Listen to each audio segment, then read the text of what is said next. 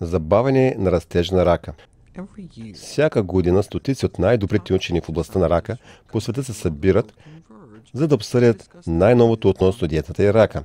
Бих искал да споделя какво открих като най-интересния акцент от тази годишната конференция. Първо, малко предистория. Една ракова клетка не може да нарани някого. 2 ракови клетки не може да наранят някого. Но милиард ракови клетки, тогава започваме да се навличаме проблеми. Така че трябва да забавим и да обърнем делението и растежа на раковите клетки. Всички имаме клетки, които могат да прераснат в тумори, но ако им забавим растежа, имунната ни система може да е в състояние да ги почисти, преди да създадат проблеми.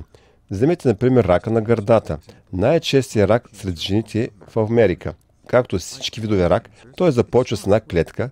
Това е микрофотография, снимка направена под микроскоп на действителна клетка от рак на гърдата, който след това се разделя и става 2 клетки, след това 4, 8 и така нататък. Всеки път, когато клетките се делят, малкият тумор удвоява размера си. Туморът трябва да се удвои около 30 пъти, за да стигне до милиард ракови клетки, което е достатъчно голям тумор, за да бъде отчетен от мамограф. Въпреки че трябва да се удвои 30 пъти, отнема между 25 и 1000 дни раковите клетки да се удвоят само веднъж. Така че това означава, че времето, когато тази първа клетка мутира, отнема между 2 и 100 години, преди наистина да се появи като малък тумор, който можем да видим. Най-краткият известен интервал между излагането на канцероген и ракът е около 18 месеца, когато се появяват първите случаи на левкемия след Хирошима. Ракът се нуждае от време за да порасне и за повечето солидни тумори, което означава некръвни тумори като рак на гърдата, развитието на рак може да отнеме десетилетия. Много видове рак на гърдата могат да започнат в тинейджърските години. Някои дори смятат, че може да започне да се развива рак на гърдата още в утробата преди раждането. И това зависи от части от това, което мама се храни. Това е, което се нарича етап на промоция на рака. Преди 20 години аз ядях месо. Много месо. Много е възможно да има мутация на някои клетки в моята простата, черен дроб, дебело черво, но знаете ли, нямам нищо против това да получа рак след 100 години. Не мисля да се тревожа за това.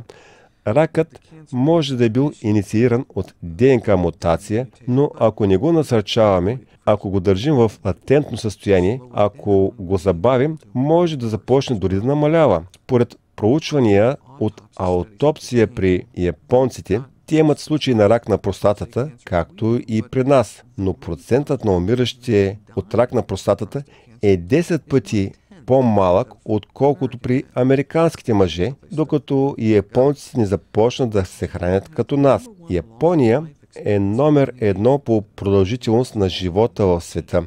САЩ е на 19-то място. Когато японските мъже умрат, много от тях имат малки тумори на простатата, но те умират с рак вместо от рак. До 80 годишна възраст повечето мъже имат малки ракови тумори на простатата и до 40 годишна възраст 1/3 от жените имат микроскопичен рак на гърдата. Това е като атеросклерозата. Около половината от младите американци на 20 години вече имат атеросклеротични плаки, твърдяване на техните артерии. Много от нас в момента имат тумори, които растат вътре в нас, така че не е добре да чакаме да стане твърде късно, за да се храним по-здравословно. Трябва да започнем сега. Как можем да забавим и да обърнем рака, докато все още е микроскопичен? Например, относно рака на простатата и на гърдата, тези тъкани рака може да бъде стимулиран да расте от стероидни хормони, като екстроген, така че един от начините да намалите нивата на тези стероидни хормони е като не се храните с яйца, месо и млечни продукти. Добре, да преминем към едно ново изследване. Американски учени са поставили жени на растителна диета с упражнения и нивата на всички измерни хормони на растежа в кръвта им е спаднала драстично. И това не е нещо ново. Това, което направиха след това, е причината това изследване да е един от най-вълнуващите документи, които ще станат публични от тази конференция. преди и след промяната на диетата. Изследователите са взели кръв от жените и я покапали върху живи ракови клетки от човешка гърда, растящи в блюдо на Петри. Само след 2 седмици в кръвта на тези жени на растителна диета, скоростта на растеж на рака е намаляла с 20%. Това е преди,